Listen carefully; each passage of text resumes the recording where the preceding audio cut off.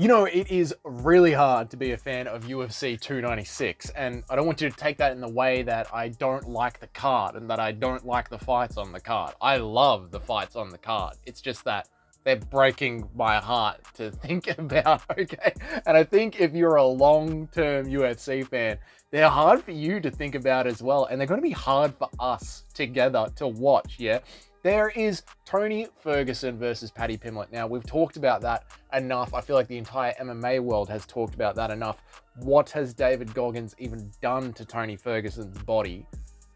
And do we all still remember how we feel about Paddy Pimblett after his last one? He might be the biggest heel, one of the most hated guys in MMA.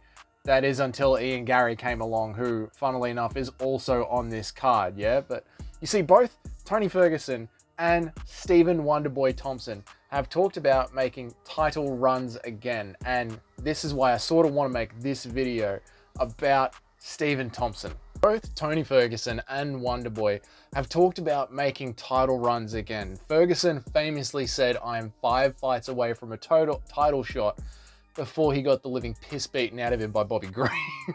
And of course, Stephen has also talked about how he's getting older and the only thing really keeping him around in this sport is one last run at the title. I think that's why Wonderboy was so unwilling to take the fight against Michel Pereira when he did miss weight. You know, Wonderboy talked a lot about having to make smarter career decisions, and, you know, with Pereira coming in overweight, Wonderboy already thinking, I can't afford to lose another fight. He had to really ask himself a question here is, even if I win this fight, am I going to get a title shot off Pereira? And unfortunately, you know, as much of a Pereira fan as I am, as much as I like the guy, as much as I like the fighter, beating him does not get you a title shot. I mean, my God, if Belal Muhammad didn't get a title shot off building Gilbert Burns, Wonderboy is not getting a title shot off beating Pereira.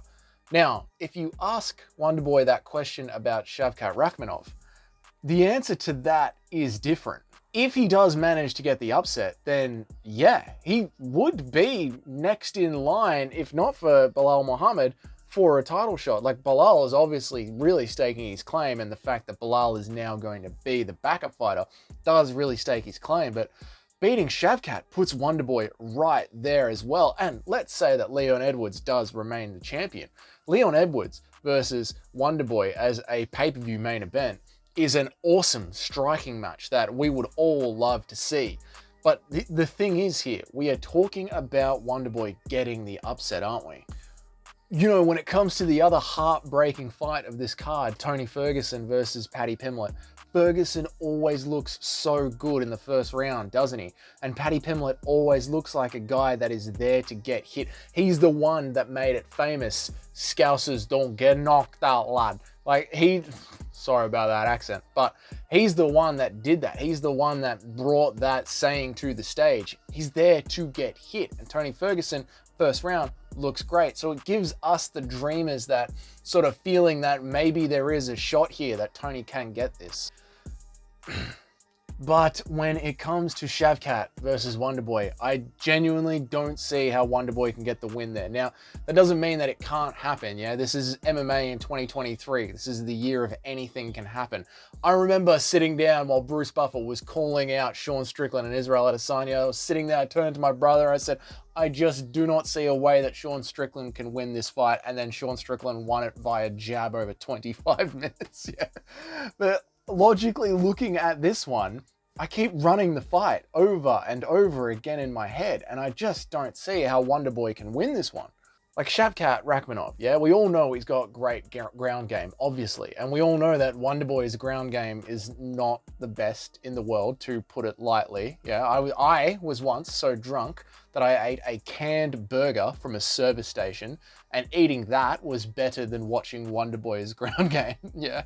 But Shavkat on the feet, he's fine. Like, he's more than fine. You know, his first fight in the UFC was against Alex Cowboy Oliveira. And if you go back and you watch that fight, Alex is fighting with that long body karate fighting stance. Now, I'm not saying that Alex Cowboy Oliveira is the same level of karate fighting striker as Wonderboy. Obviously, there are levels. But, like, Shavkat can really handle that rangy karate striker bouncing around the outside, and I just bring that up in case you're going to put money down on Wonderboy. Like, go back on Fight Pass, watch that first fight before you put your hard-earned cash down on Wonderboy, and ask yourself whether or not you think Wonderboy has still got it, because I see that and I do not see a chance for Wonderboy here at all. If Wonderboy cannot stay rangy and bouncy on the outside, Shavkat is going to pick him apart via any way that he wants. For a Wonderboy fan, that's a feeling of despair. Yeah, like that. This is, you know, when they used to name UFC cards, this one is going to be UFC 296 despair, which it makes me wonder, right? If you're Wonderboy and you're so serious about getting a title shot, why would you take this fight? You know, I guess if I was Wonderboy and I had to answer that question, it would be because I'm getting around 40 years old and you can't keep grounding out these young up-and-coming fighters like Garry or Jack Della Maddalena. You know, 40 years old. I'm getting a title shot now or I'm not getting one at all. And I need one big fight. And I think that's what this is for Wonderboy.